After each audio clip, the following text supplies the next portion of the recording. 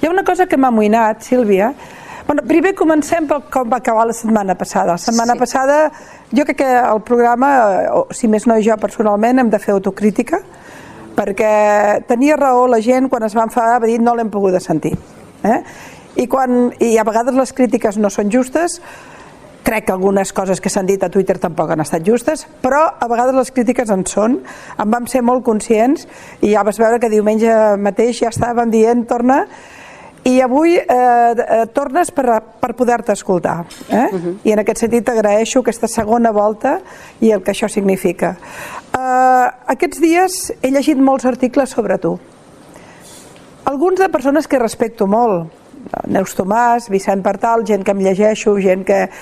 i que he vist que eren molt taxatius. Vicent Partal, per exemple, deia a la pregunta de si Sílvia Orriols és independentista, sí. A la pregunta si és d'extrema dreta, sí. I ho intentava explicar en dos articles que ha fet, elaborats i amb aquell bon sentit que ell sempre té, però d'una certa contundència. Neus Tomàs anava en la mateixa direcció. Ignasi Aragall, a l'Ara, ha fet un article curiós on diu que compleixes els 13 punts del manual de l'extrema dreta d'Umberto Eco. Quan tu sents tot això, primer què sents? Jo primer, si em permets, li responc un segon amb en Sergi Sol per al·lusions, perquè Ripoll no és una vila deprimida, en tot cas els que s'han deprimit són els del seu partit polític quan han vist els resultats de Ripoll, i segona, doncs... Perdona, m'he col·lapsat. No, volia dir això i que ha parlat de nació ètnica, de que nosaltres defensàvem la nació ètnica i que Catalunya era una nació només cultural i lingüística. Aquest senyor em sembla que no ha agafat mai el diccionari de l'Institut d'Estudis Catalans, perquè si l'agafés i busqués la definició d'ètnia, doncs sabria que una ètnia no és res més que una comunitat humana que s'estableix per criteris culturals i lingüístics, precisament. Per tant, aquí no hi ha cap connotació ni de genètica, ni descendència, ni de res de tot això que ha intentat intoxicar el debat. No et sorprendrà el que hagi dit o el que han dit altres, perquè tots van en una mateixa direcció. Vull dir, en fi, la major part dels arguments és en el tema migració, en el tema de la comunitat musulmana i el tema islamista, i amb el tema de la concepció nacional, els tres compleixen el paràmetre de l'extrema dreta, cosa que a mi no m'han demostrat en els articles, però que vull saber... Jo crec que hi ha molt interès a catalogar-nos, perquè és com un fenomen nou que ha sortit i hi ha aquesta necessitat de catalogar-nos, i hi ha un interès claríssim per part d'altres formacions polítiques i de periodistes de criminalitzar-nos, per això banalitzen el feixisme i per això banalitzen l'extrema dreta, i el que passa és que banalitzant aquests dos termes i desposseint-los del seu significat vertader només per estigmatitzar-nos, estan creant un discurs molt perillós, perquè jo crec que el que estan intentant és reconduir la societat cap al pensament únic que ha imperat els darrers anys, i jo crec que la democràcia es fonamenta en la llibertat ideològica i en el lliure pensament. Per tant, no anem a pams. Per exemple, amb el tema de la comunitat musulmana, tu tens algun problema amb l'islam? Bé, jo sempre he definit que l'islam, i no em regeixo només per el que jo penso, sinó perquè he llegit diversos escrits d'autors exmusulmans, i per tant la meva opinió està basada sobretot en persones que coneixen de què estan parlant. Jo crec que l'islam traspassa ara mateix el que és una religió estrictament i es converteix en una ideologia político-religiosa que no accepta actualitzacions, com sí que ha fet per exemple el cristianisme, que no accepta interpretacions, sempre hi ha d'haver la interpretació literal, per tant és molt rígida, és molt estricta i a més es fonamenta en un llibre sagrat de fa tants centenars d'anys que evidentment no està adaptat al segle XXI i es regeix per pensaments absolutament medievals. Però en totes les religions pot passar. Per exemple, a l'època de la dictadura hi havia l'Església Catòlica que anava bajo palio justificant les barbaritats de Franco, i després hi havia els capellans que lluitaven per les llibertats i que molt sovint anaven a la presó. Per tant, el problema no era el cristianisme, el problema eren les actituds polítiques. El problema és l'islam o és l'assumpció d'una ideologia salafista que agafa o malinterpreta l'islam? Perquè, clar, aquesta és la diferència, aquesta és una de les línies vermelles, Sílvia, entre dir els musulmans són un perill o dir el salafisme és un perill. No és el mateix.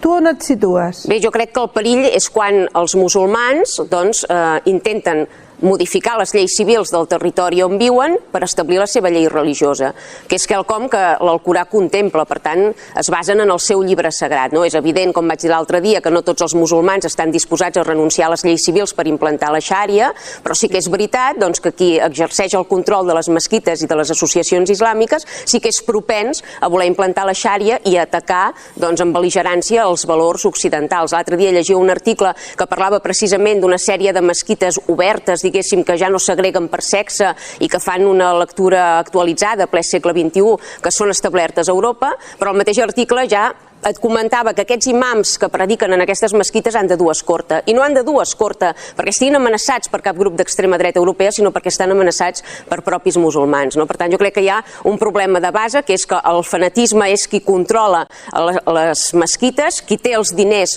per fer totes aquestes xarxes i aquestes comunitats, i qui acaba captant persones que segurament serien de caire moderat. Ara ho has afinat, és a dir, ara dius tenim un problema amb les organitzacions salafistes que dominen les mesquites, però no amb els ciutadans musulmans perquè són musulmans. No, el que passa és que on hi ha una d'aquestes associacions islàmiques salafistes capten, evidentment, tota la comunitat, acaben englobant tota la comunitat, moltes vegades perquè l'administració ho permet, perquè hi hauria molts musulmans que mai es doblegarien, diguéssim, a aquest totalitarisme, però que en canvi es senten absolutament empesos a anar-hi, perquè hi ha una desprotecció total d'aquest col·lectiu més moderat. La teva idea quan planteges aquest tema seria atacar el problema, és a dir, no subvencionar les mesquites salafistes o no donar permisos o fer expulsions, o el problema és la comunitat ja establerta que com que segueix l'imam tota se n'ha d'anar. Què és el que planteja? Jo defenso el dret de culte i per tant hi han d'haver mesquites, però defenso que aquestes mesquites s'adaptin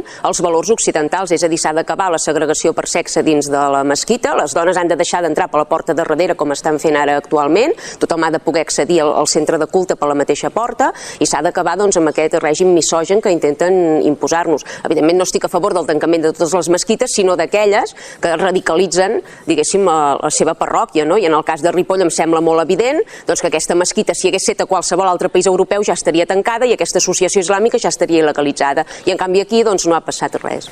Ignasi Aragay diu que tu practiques un feminisme islamofòb i diu, perquè dius, he vist com un dels pobles amb més vels islàmics per metre quadrat era proclamat vila feminista. Què opines quan et diuen això? A mi em sobta molt que governs que es fan dir progressistes i feministes, que no accepten que tu regalis roba rosa a una nena i roba blau cel a un nen, en canvi permetin i normalitzin que es considerin pecaminosos els cabells de les nenes i de les dones i que es permeti que se'ls hi tapin aquests cabells per no provocar sexualment els homes com si fossin mers objectes sexuals. A mi això és que em sembla absolutament escandalós. Reconec que m'estic mossegant la llengua perquè entraria en el debat feliçment, però avui no em correspon. Però és veritat que l'actitud de determinades esquerres amb el vel islàmic no s'aguanta per enlloc. Defensar el vel islàmic quan estan matant noies a l'Iran justament per treure'ls. És absolutament... Introdueixo algunes de les preguntes que han vingut a Twitter, sobretot per respectar aquest esforç que ha fet la gent de preguntar-nos. Per exemple, en Pere Serrat ens pregunta: voldria saber què vares fer el 1 d'octubre de 2017 i què en penses de tot plegat i si pot ser de la feina que estan fent els exiliats al Parlament Europeu. Bé, jo el 1 d'octubre vaig despertar-me a l'escola on anaven en aquell moment els meus fills per defensar les urnes, vaig evidentment anar a votar i vaig voltar tot el dia pels diferents col·legis electorals de Ripoll per mirar que tot funcionés. Per tant, vas donar suport al 1 d'octubre. Evidentment, sí. Avui m'han preguntat a Instagram què opinaves del president Puigdemont. Jo havia estat seguidora ferma del president Puigdemont, l'havia seguit absolutament a tot arreu, havia fet vídeos que es van fer virals defensant-lo, el que passa és que sí que és veritat que arriba un moment que et sents decebut, et sents enganyat i per tant perds la confiança que li havies dipositat. En què t'ha decebut? M'ha decebut en el sentit que es va prometre tota una sèrie de coses i a l'hora de la veritat es van fer enrere. Reconec que molt probablement no en té la responsabilitat ell sol, perquè segurament va quedar precisament sol davant de tot, i per tant era una posició difícil la seva, però això no l'exculpa tampoc, perquè si tu estàs disposat a proclamar la independència de Catalunya t'has de mantenir ferm davant del teu equip i davant del teu poble. La Montse et pregunta: voldria saber si tenen intenció de presentar-se a les eleccions de la Generalitat. Bé, de moment hem abarcat l'àmbit municipal. Sí que és veritat que moltes de les mesures que volem aplicar, per poder-les aplicar s'ha de ser al Parlament de Catalunya i per tant sí que hi ha aquesta ambició a llarg termini de poder acabar al Parlament dels catalans. Ara mateix no ens ho plantegem perquè estem centrats en aquestes darreres eleccions municipals. En Ricard ens diu: què en pensa del dret a l'avortament? El prohibiries? El deixaria com està? Li sembla bé o malament? Bé, jo primer de tot vull dir que no soc ningú per jutjar ningú i que per tant respecto totes les decisions que es prenen. Evidentment defenso el dret a l'avortament, crec que qualsevol democràcia l'ha de garantir. També defenso el dret a regular l'objecció de consciència perquè alguns professionals que no volen participar-hi puguin també acollir-se al seu dret i per tant les dues parts tinguin garanties, tant la dona que vol avortar com el professional que s'hi nega. On sí que no combrego tant és en que determinats partits com CUP i Podemos sembla que pretenguin convertir l'avortament en un mètode anticonceptiu més. Jo crec que avui en dia hi ha prous mètodes anticonceptius per evitar arribar a aquest tràgic desenllaç, que comporta seqüeles físiques i seqüeles emocionals per qui ha d'assumir aquest pas i per tant crec que cal pedagogia en aquest sentit per arribar no haver d'arribar a aquest extrem. I en el cas de l'avortament en menors d'edat sense consentiment patern, aquí sí que m'hi oposo perquè crec que una menor d'edat necessita els seus pares i la seva família, el caliu i el suport familiar per fer un pas tan important que no és com anar-se a comprar un gelat, que com deia abans hi ha seqüeles físiques i emocionals i que per tant ha de tenir tota una mena de suport. Ara que s'ha anomenat Vox, què penses de Vox? I la pregunta, i afegeixo que ha estat una pregunta molt recurrent a Twitter, és cert que va celebrar la victòria de Meloni a Itàlia? A veure, sobre Vox, sí que és cert que reconec que no m'he llegit mai un programa seu a Catalunya, per tant, sencer no me l'he llegit. Sí que comparteixo algunes campanyes mediàtiques que han fet, on denunciaven que els avis que han cotitzat tota la vida no tenen tantes ajudes com els immigrants que acaben d'arribar. També puc compartir la moció que van presentar contra el salafisme al Parlament de Catalunya i que vaig trobar indecent que els hi tombessin, perquè no va ser un vot contra Vox, sinó que va ser un vot contra la seguretat dels ciutadans i, per tant, no ho comprenc. Hi ha una distància, evidentment, pel que fa a l'eix nacional, tot el que afecta a la nació catalana som a anys llum i els considero com un partit imperialista més, igual que el PSOE, que Podemos o que qualsevol altre, PP, Ciutadans. Per mi és un partit que atia l'odi contra Catalunya i que evidentment ens vol castigar sent una colònia més de l'estat espanyol. Per tant, m'estàs dient que excepte el tema nacional català, per la resta Vox no t'incomoda? Bé, no, jo he dit que comparteixo alguns dels punts o algunes de les campanyes que ha fet. Com he dit, no m'he llegit el programa sencer i per tant no sé on discrepo i on no, vull dir això amb total sinceritat perquè Ripoll no es presenta precisament Vox, però segurament que trobaria punts on concordem i segurament trobaria punts on hi ha una gran distància ideològica. Ara mateix no et podria definir quins perquè, com et dic, no ho he... Giorgia Meloni ve del moviment socialista italià, que és el que va fundar Mussolini.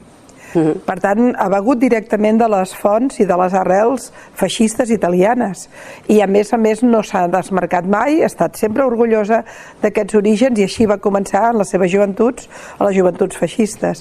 Finalment ha acabat sent la presidenta d'Itàlia, fonamentalment amb un discurs sobre la immigració, però ve d'una font feixista. Tu la vas celebrar.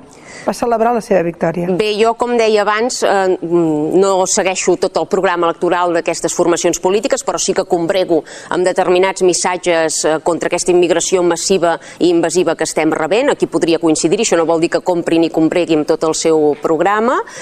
Sí que és cert que tenia aquest passat aquesta noia. També és cert que un cop ha tingut el poder no ha aplicat cap mesura feixista, per tant, em sembla que s'ha de valorar no només les paraules, sinó els fets. Amb els fets, de moment, ha demostrat que té una actitud democràtica i, per tant, si l'han escollit els italians, deu ser perquè realment necessitaven aquest canvi. Meloni ha guanyat fonamentalment pel debat de la migració.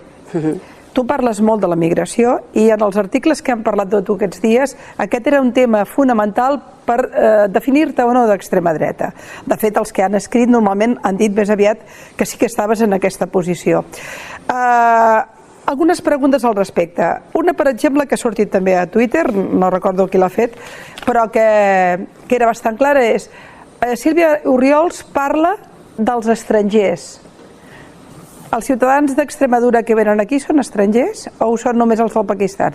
Bé, jo acostumo a parlar d'immigrants, no tant d'estrangers, però bé, evidentment qualsevol persona que ve de fora de Catalunya és un immigrant, vingui d'on vingui, pot venir d'Alemanya, pot venir d'Àfrica, pot venir d'Amèrica. Vicent Partal preguntava això també. Sí, jo, evidentment, és un fet que tots són immigrants perquè no provenen de Catalunya, no? Sí que és cert que hi ha diferències segons d'on vinguin, perquè n'hi ha que compartim valors occidentals i n'hi ha que, en canvi, no compartim aquests valors occidentals. N'hi ha que hi tenim un xoc cultural important i n'hi ha que hi tenim ja directament un xoc de civilitzacions, no? Però sí que has parlat alguna vegada de la invasió de migrants irregulars que destrueixen el país, de la invasió islàmica... Jo crec que hi ha hagut un interès històric per part de l'estat espanyol de finir amb la nacionalitat catalana, que ho va intentar militarment i no se'n van sortir i que a darrer temps ha trobat una manera fàcil, ràpida i efectiva d'acabar amb el problema, que és col·lapsar-nos amb onades immigratòries. I a més ho fa ara amb un tipus d'immigració conflictiva que sap perfectament que no s'adaptarà a la nostra cultura ni als nostres valors. I el nostre govern, en comptes de denunciar aquest fet, de denunciar aquesta substitució cultural i demogràfica, l'ha aplaudit. Per tant, en aquests moments els catalans no tenim dirigents polítics que defensin els nostres interessos. M'estàs dient que una família de Marroc o d'Extremadura o d'Andalusia, és igual, que ve a Catalunya a treballar, ho fa per conquerir-nos o ho fa per necessitat econòmica? No, jo estic dient que l'estat espanyol els utilitza per aquesta finalitat, no que ells tinguin aquesta intenció inicial.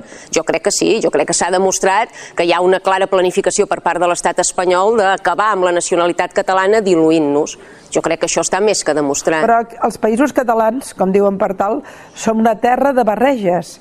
Tots hem vingut d'alguna banda. No, és que no parlem mai de genètica ni descendència, parlem d'un fet cultural. Catalunya no és fruit d'una barreja. Catalunya té la cultura catalana, la identitat catalana. Català defineix Catalunya i Catalunya defineix català. Això no vol dir que aquests catalans no tinguin orígens diversos i tinguin procedències d'allò més diverses. No té res a veure, evidentment que és així. Tornant a la migració, com la regularies?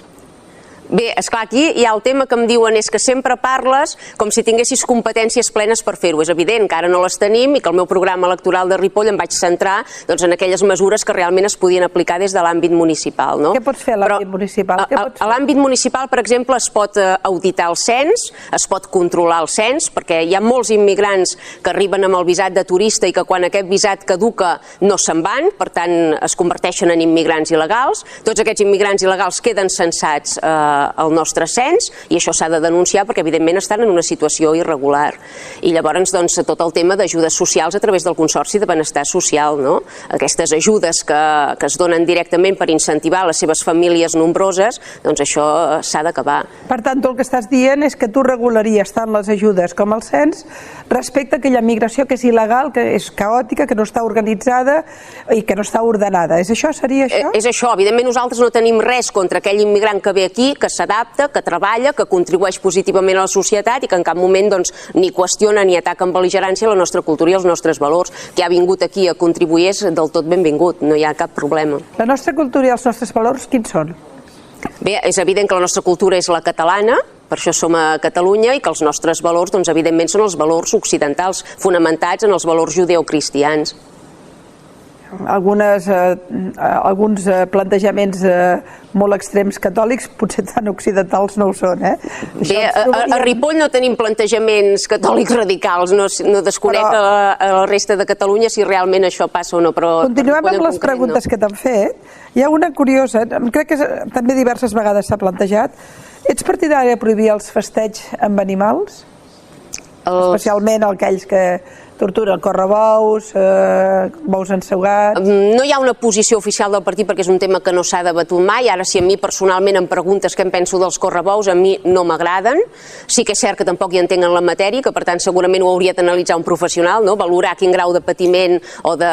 T'ho dic jo que pateixen. O de pressió té. Segurament també varia depenent de la modalitat, bous a la mar, bous... Però jo en qualsevol cas no soc partidària, això ja ho dic ara. No soc partidària dels correbous. Ets més tradicionalista que animalista? No, Jo no soc, a títol personal, ja dic, no parlo en nom del partit perquè no hi ha una posició oficial al respecte, però a títol personal jo no soc partidària de mantenir els correbous. També he de dir que a Ripoll no en tenim, i en aquests moments estic centrada en l'àmbit municipal. El Ferran fa una pregunta curiosa que m'imagino que vol connectar amb el tema del negacionisme.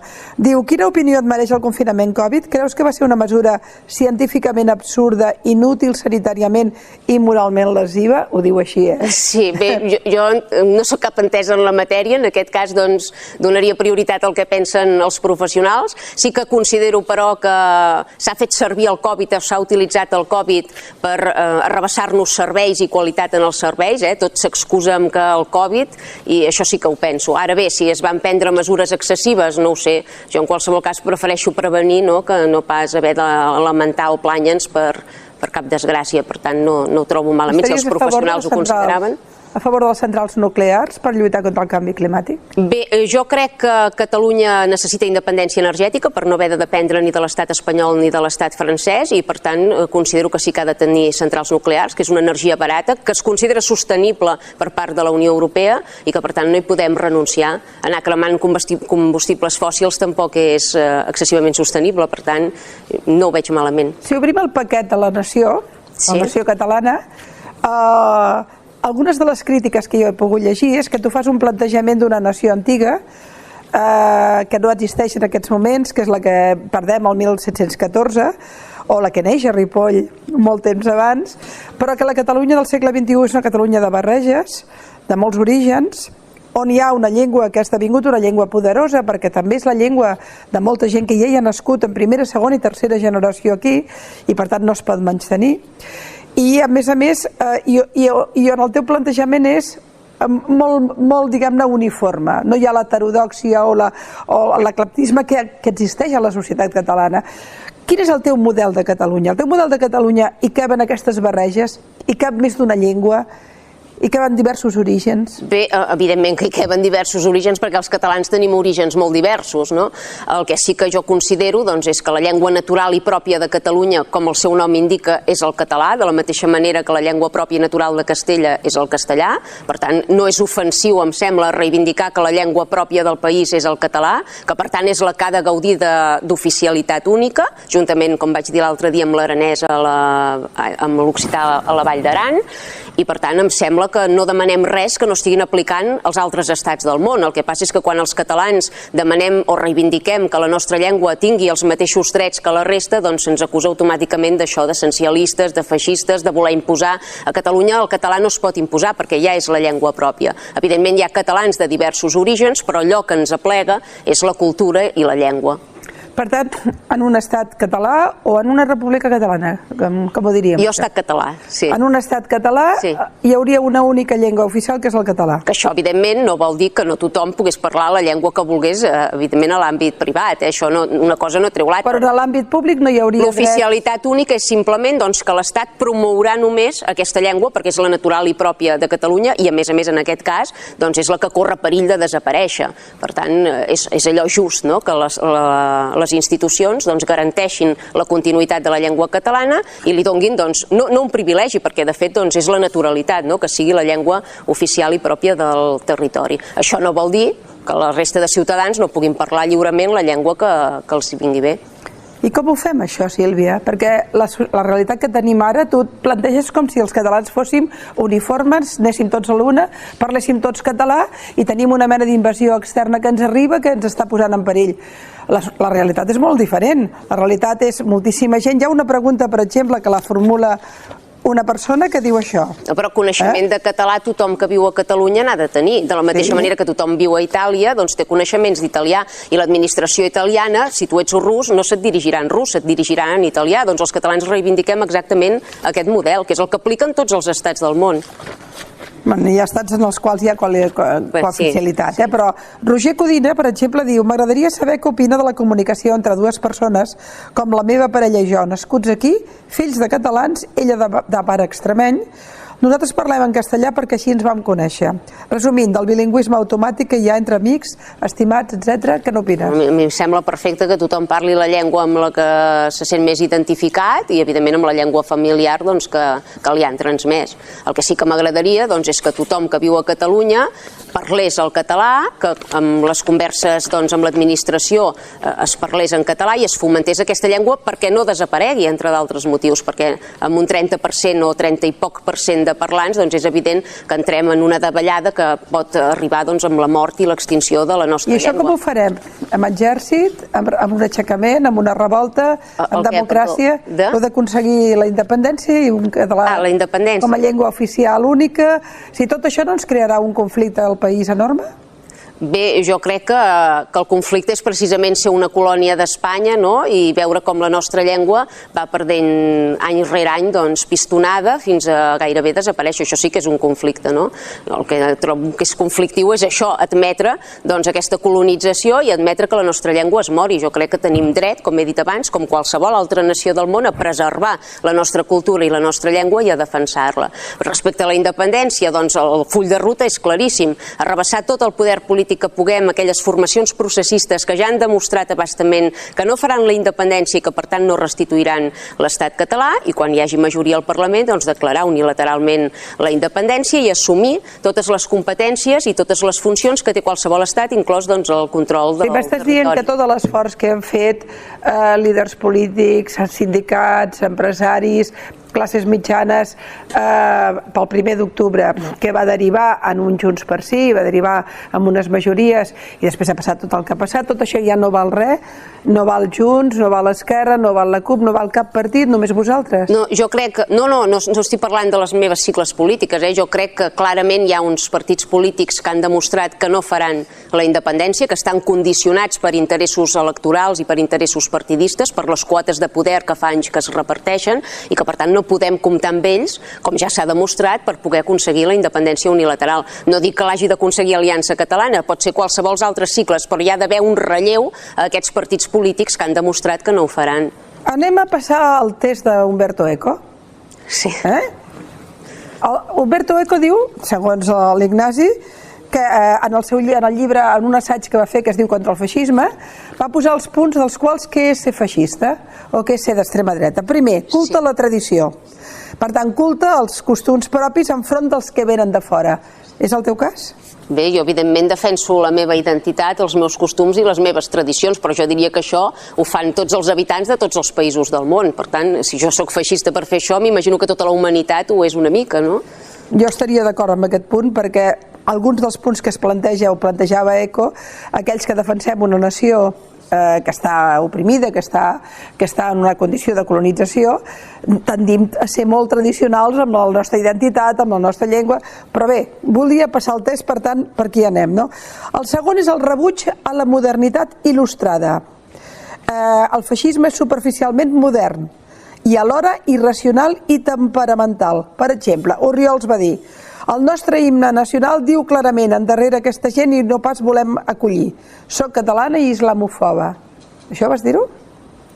És probable, sí. Ets islamofoba? Sí, jo he firmat més d'un cop i seguint les paraules de la mateixa Yasmin Mohamed, exmusulmana canadenca, que afirma doncs, que no ser islamòfob sí que és realment irracional, no? Perquè qui no ha de tenir por d'aquesta ideologia político-religiosa que arreu del món tornem a la barreja. No és així. També és islam la Shirin Ebadi, la jutgessa iraní, que Premi Nobel, per cert, que va lluitar pels drets de les dones a l'Iran. Segurament, però la majoria de noies iranianes implicades ara en la lluita per enderrocar aquest règim teocràtic són exmusulmanes o no volen saber res de l'islam. Fins i tot molts dels nois que han estat jutjats i que han estat assassinats per aquest règim doncs han especificat al seu testament que sobretot no es llegeixi cap verset de l'Alcorà a la seva tomba. Per tant, hi ha una munió de persones nascudes en aquests països musulmans que no volen saber res d'aquesta religió perquè és la que els ha conduït a aquesta situació d'opressió. Sílvia, hi ha molta gent que té una religió i una transcendència espiritual que la pot tenir via el Corà, via la Bíblia, via la Torà, i tanmateix no es dediquen a matar ningú. No, evidentment, només faltaria que tothom es dediqués a matar. No, t'ho dic perquè aquesta diferència entre els musulmans bons són els que han deixat de ser musulmans. No, Hi ha moltíssims No, musulmans... perdó, jo no he dit això, eh? Però ho dius així? No, no he dit això.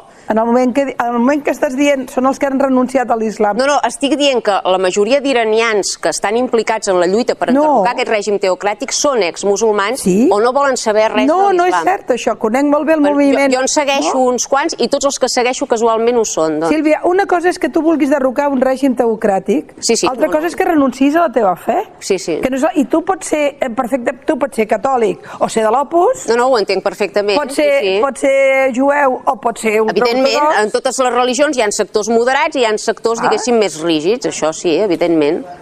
El següent, el quart seria: és una tradició entendre el desacord i la confrontació d'idees com una forma de progrés. Tots els feixistes diuen que cal superar les etiquetes de dreta i d'esquerra.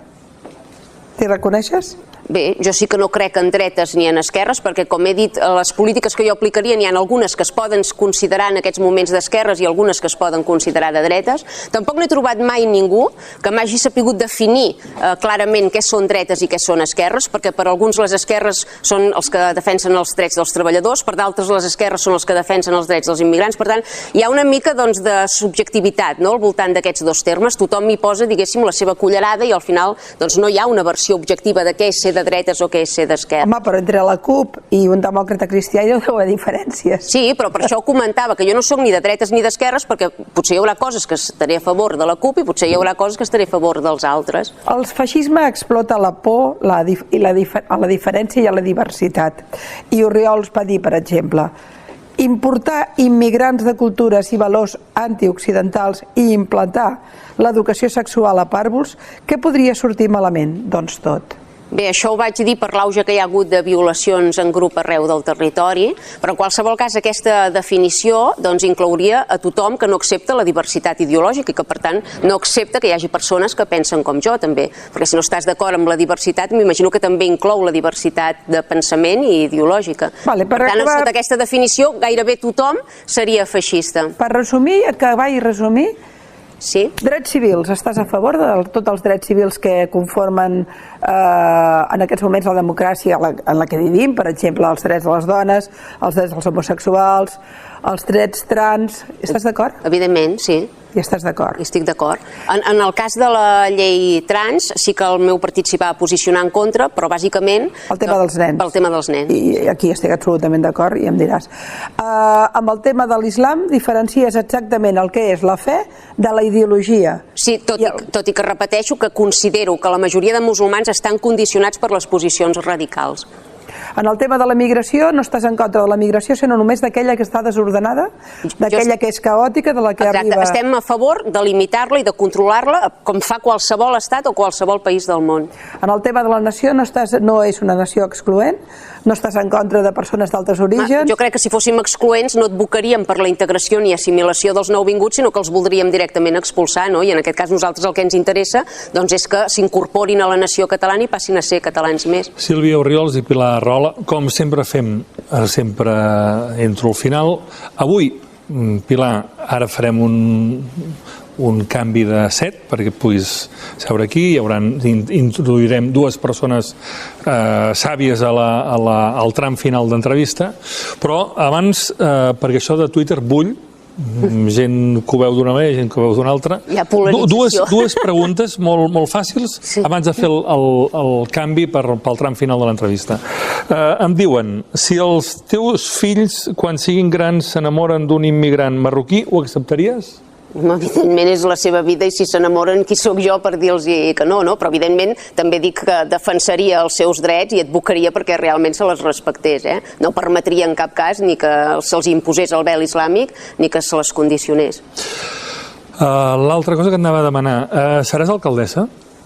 Previsiblement no, perquè ja hi ha gairebé pactat entre Esquerra, PSOE i CUP un pacte juntament amb els vots per a investidura de Junts i per tant és molt probable que es faci un govern en contra de la voluntat popular. I com ho justifiquen? Fem una pausa. Com ho justifiquen? En que no governi l'extrema dreta.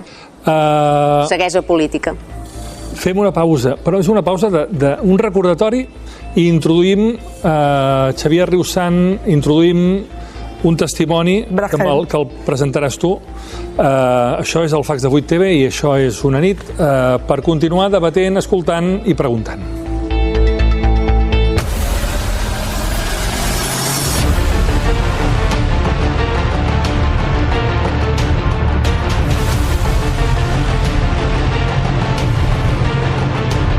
El cas Negreira no és un delicte de corrupció esportiva.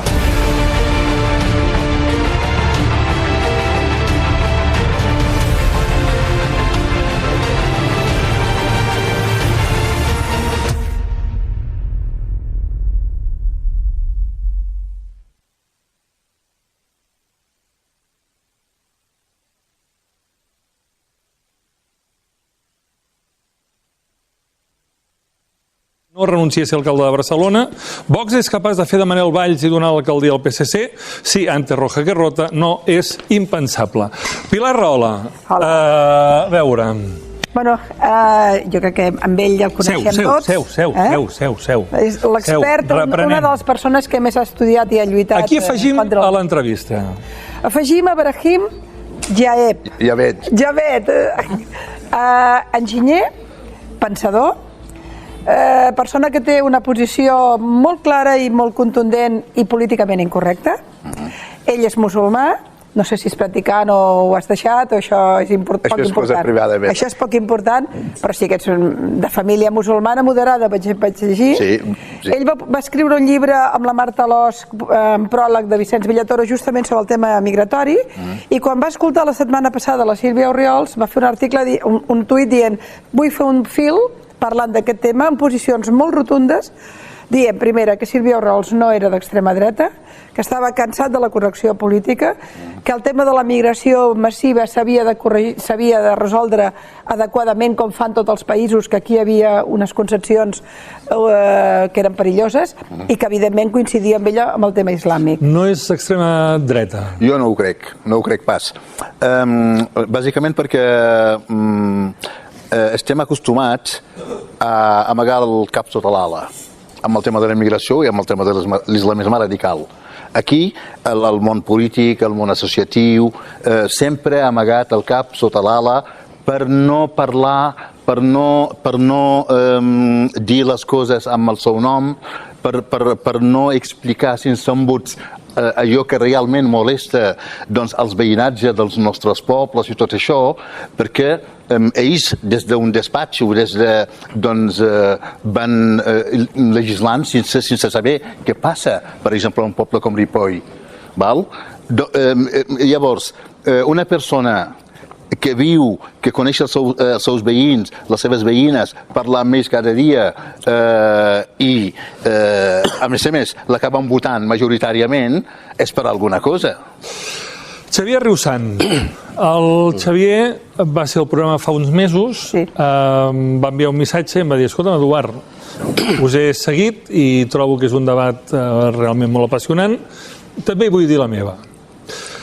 Què m'expliques? A veure, jo crec que amb tot el respecte, tu ets d'ultradreta perquè els seus plantejaments davant el fenomen migratori són els mateixos que pot tenir Vox, que pot tenir el senyor Anglada a Vic o que podia tenir la senyora Meloni.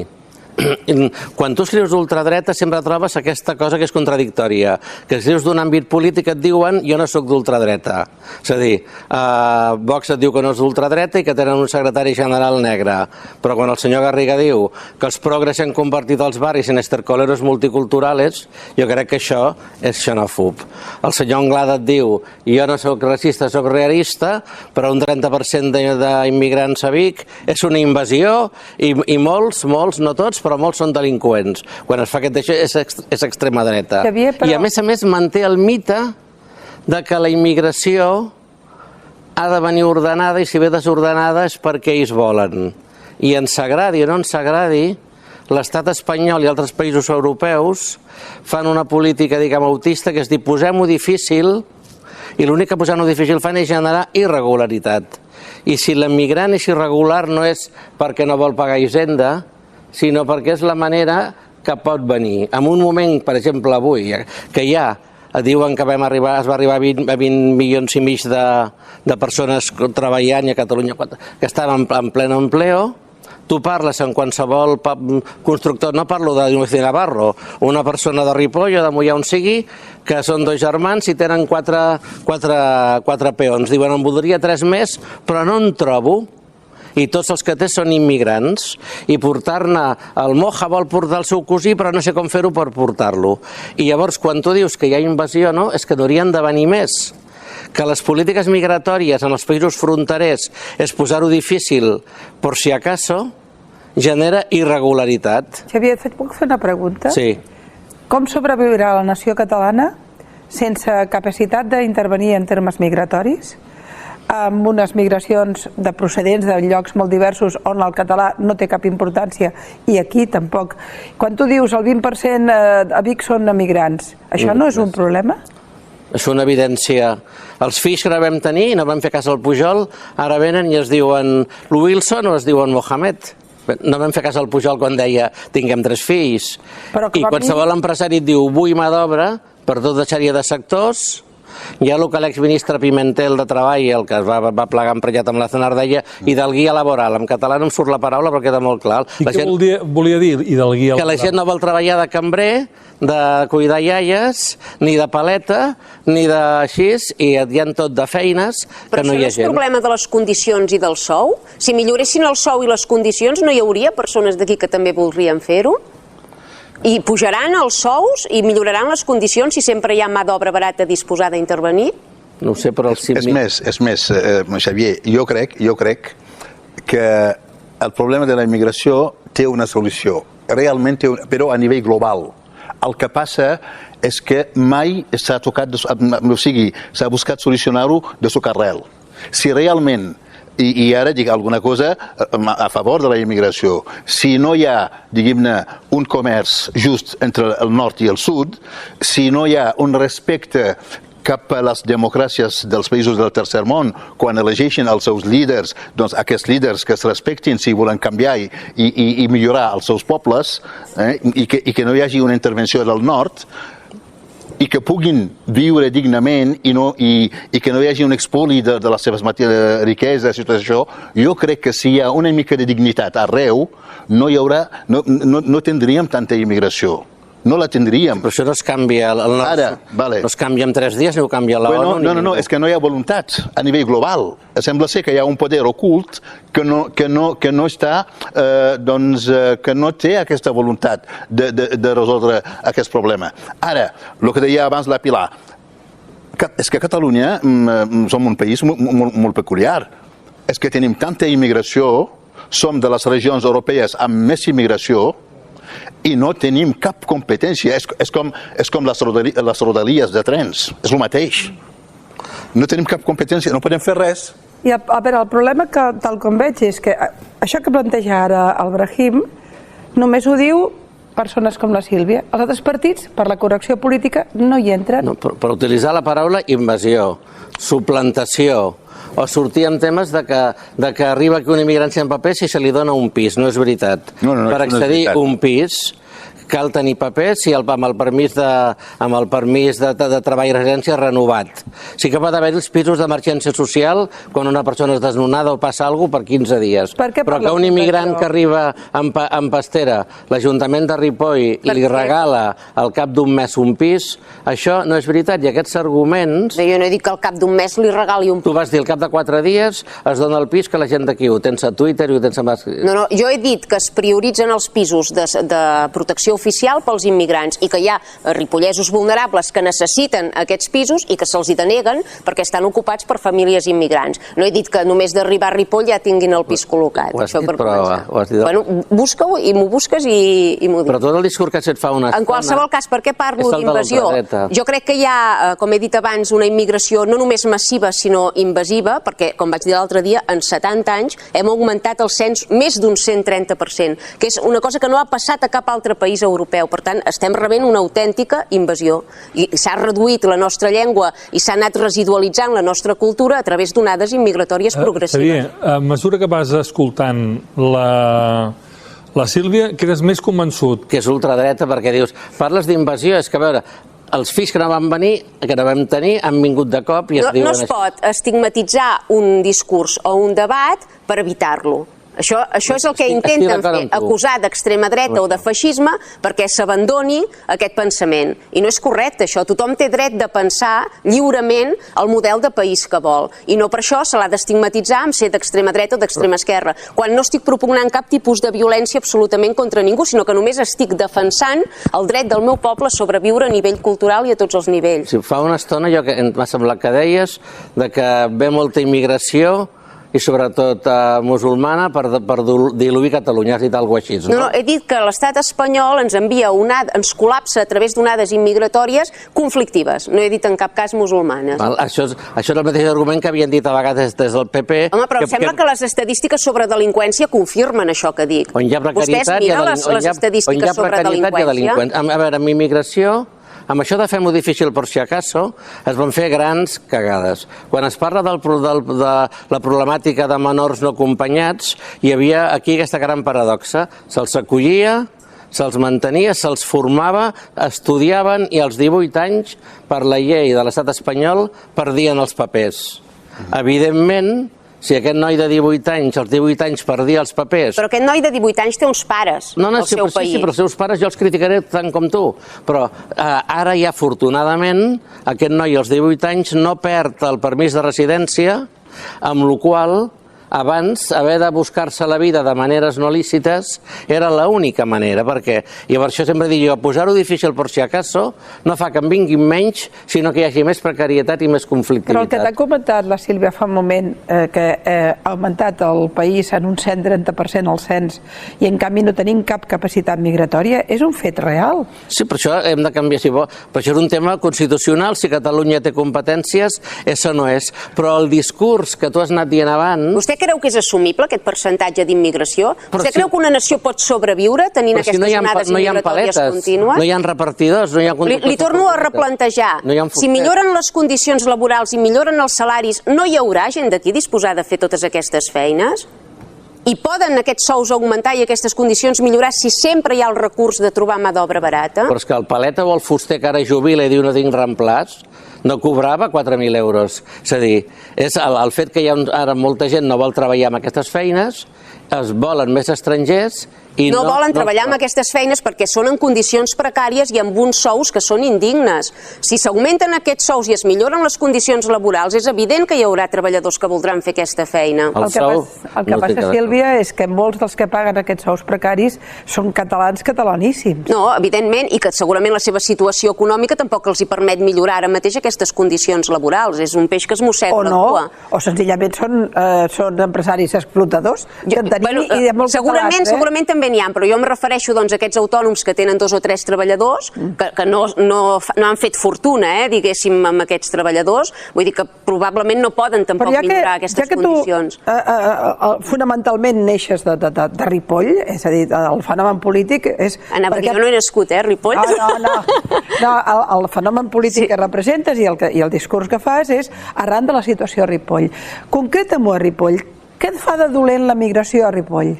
Home, jo crec que els darrers anys hem viscut això, que hi ha una substitució cultural i demogràfica, tu surts al carrer i ja no reconeixes el teu poble, no reconeixes la teva gent, i el que copses és que hi ha una contracomunitat o diferents contracomunitats que t'estan desplaçant del teu propi territori, que s'han ensenyorit del teu poble, en comptes d'integrar-se i en comptes d'adaptar-se i en comptes de voler formar part de la societat ripollesa, han creat societats paral·leles i viuen el seu món sense interactuar amb els vilatans de Ripoll. Bueno, això que diu, no? Doncs que vas, per exemple, als parcs infantils i són tots d'un col·lectiu. I que quan hi va un nen ripollès, doncs moltes vegades se l'expulsa. Això ha passat molts cops, a mi m'ho han explicat desenes de vegades, que hi va un nen ripollès i com que ja està controlat, diguéssim, per nens... És a dir, amb la fotografia concreta de Ripoll, quin tant % hi ha de diuen I quin tant per cent? Perquè ara m'estàs dient... Sí, sí. Em diuen que els parcs infantils... No, jo ho he vist, això dels parcs infantils ho he vist, ho he presenciat. Però això amb les colles de xavals de 15 anys que juguen a bàsquet, més i diuen la pista és meva, per la nostra colla vira d'aquí una hora, això ha passat sempre. No, però expulsen els nens ripollesos al crit de racista. Si no els deixes la pista, doncs ets racista. Perquè el racisme serveix com a excusa per tenir impunitat absolutament per tot. Això estem parlant de la comunitat musulmana a Ripoll? Bueno, perquè és la més nombrosa. Majoritàriament perquè és la més nombrosa. Majoritàriament sí. Per exemple, t'explicaré una anècdota. Aparquen amb el lloc dels invàlids, els hi retreus, que perquè han aparcat aquí, i et diuen racista. No, és que jo t'estic dient que aquí no hi pots aparcar. Però el racisme es fa servir instantàniament com a excusa per tenir impunitat. Això és conseqüència del bonisme de fa molt de temps, just per doncs fer callar la gent, o sigui, perquè una persona com jo, vull dir que no sóc sospitós de ser racista, crec jo. Musulmà i de color, o sigui que ho tens tot. De color no, negre. Negre, directament. De color no és correcte, negre. Clar, vull dir, fa molt de temps, quan tu critiques determinades pràctiques del pensament polític o intel·lectual, doncs això et diuen... O sigui, hi ha coses que eren tabús. I l'immigració és un debat que sempre han volgut ficar en el cistell dels tabús. La immigració, l'islam radical, i parlem de l'islam radical, perquè, clar, quan tu parlaves de salavisme, és que hi ha una cosa que sembla que no està passant, però està passant. Està passant. De manera molt subtil. Val? Perquè d'on ve el salavisme? El salavisme ve dels germans musulmans d'Egipte amb l'ideòleg Hassan al-Banna. Hassan al-Banna. D'acord? I un gran també ideòleg del Pakistan, Abdelallah Maududi. A més, el Maududi... I del wahhabisme, també. Sí, ja parlaré del wahhabisme. No, perquè és que hem d'acabar. No, acabarem. Sí, no, però portes una... No, em sap greu per ell, no per mi. Jo ja he dit el que volia dir, però em sap greu, perquè era molt interessant tot això. No, Eduard, és per arribar a una conclusió. Arriba-hi. Vale. No, vull dir que darrere del fet que de cop i volta tota la comunitat musulmana, totes les dones, les noies van amb mocador, al darrere hi ha una intenció. No, és que jo conec el tema perfectament, perquè fins i tot el vaig estudiar i el vaig escriure. Tu pots tenir una comunitat musulmana en un barri, gent que ha vingut per treballar, millor gent que ha vingut de l'Atles o del Marroc o d'on sigui, i es junten, creen una mica de comunitat i tenen l'imant del poble, que acostuma a ser el carnisser. De sobte hi ha un dia que apareix un senyor més ben arreglat, porta dinerets a la butxaca. Diu que aquell pobre imant és un desastre i no en sap gens, no sap cap sura. I que no, ell sí que en sap. Resulta que aquest ja té dinerons, ve del wahhabisme. Al cap d'un mes comences a tenir noies tapades. És que no és casual, És un altre debat. És un altre debat que ningú vol abordar. Llàstima que no he vingut la Déu-n'hi-do els debats que hem abordat avui. Déu-n'hi-do els melons que hem obert i Déu-n'hi-do les coses que hem dit avui en aquest programa. Però hem d'acabar. Que el que ella diu de substitució, de que es queden les ajuts, de que ens ataquen la nació, és el mateix que pot dir la senyora Meloni o els senyors de Vox, i amb tot el respecte, això s'ubica, si no és ultradreta, i està molt a prop, perquè davant d'un problemes molt complexos... O sigui, extrema dreta es basa només en voler controlar la immigració. Això és extrema dreta. Llavors tots els estats i nacions del món són d'extrema dreta, de tots els continents, n'és conscient d'això? Els refugiats com que no han de ser benvinguts? Refugiats? Jo en cap moment he parlat de refugiats de guerra ni de refugiats polítics. Abans parlàveu, la suscitàveu abans, que tu has fet declaracions contra que els refugiats no siguin benvinguts. Has fet tuits. No he dit res contra els refugiats de guerra. Jo acabo una frase. A veure, els refugiats que venen de Líbia. Un moment. No, jo aquest bonisme que des del meu humil parer ha destruït el debat i l'ha tergiversat, doncs m'ha portat a fugir a la muntanya com a Zaratustra. I estic a punt de baixar corrent cap al poble... Has tingut amenaces? No. Estic a punt de baixar cap al poble per cridar Déu ha mort. Uau. Jo li he de fer una pregunta a la Sílvia, ho sento però l'he de preguntar. És Ripoll. Sí. 17A. 17 d'agost, com bé recordem, on es produeix un atemptat terrible. Sí. Tu has fet algunes expressions sobre aquest tema que a mi m'han preocupat molt. Has arribat a dir que el mateix imam, en la mesquita del qual es cridava que anessin a matar cristians, ha rebut ajudes i suport de l'administració de Ripoll. És així, això? No, jo el que he dit de bon principi és que la gestió postatemptats de l'administració local de Ripoll va consistir en homenatjar els familiars dels assassins i en cedir-los el micròfon a la plaça pública, més que no pas en homenatjar les víctimes dels atemptats i en assenyalar el radicalisme islàmic que tenim instal·lat a la nostra vila. Es va donar més importància als familiars dels assassins? Exactament. I se'ls va cedir el micròfon, tot i que en el sumari després es va comprovar que aquells que havien parlat per l'altaveu consideraven màrtirs els terroristes. Algú falla aquí, Xavier? L'Ajuntament va voler evitar que s'entrés com havia passat a l'Ejido per coses més Va voler tapar-ho sota la catifa. No, de que s'anaven a saltar el riu Sant. a l'Ejido, com va passar que hi ha unes morts, va començar a anar a cremar totes les botigues, les barraques i els pisos de marroquins, a començar una noche de cristales rotos amb foc, i es va voler evitar que es anés a Ripoll hagués passat això? Mai hi ha hagut cap agressió contra cap marroquí, mai. Que no criminalitzar en els germans, en els oncles, en els pares d'aquells xavals que van fer aquesta cosa tan horrible. I que en converses privades els consideraven màrtirs, no pas terroristes. A mi em consta que algunes famílies, diguem-ne, pares dels joves que han participat, els han convidat a abandonar Ripoll i anar a viure a un altre lloc. Però els ciutadans de Ripoll? No, les famílies dels joves terroristes. Però el poble no s'ha assetjat absolutament a ningú. Ho deixem aquí, que ara obriríem melons i tinc el Tito Álvarez allà esperant. Home,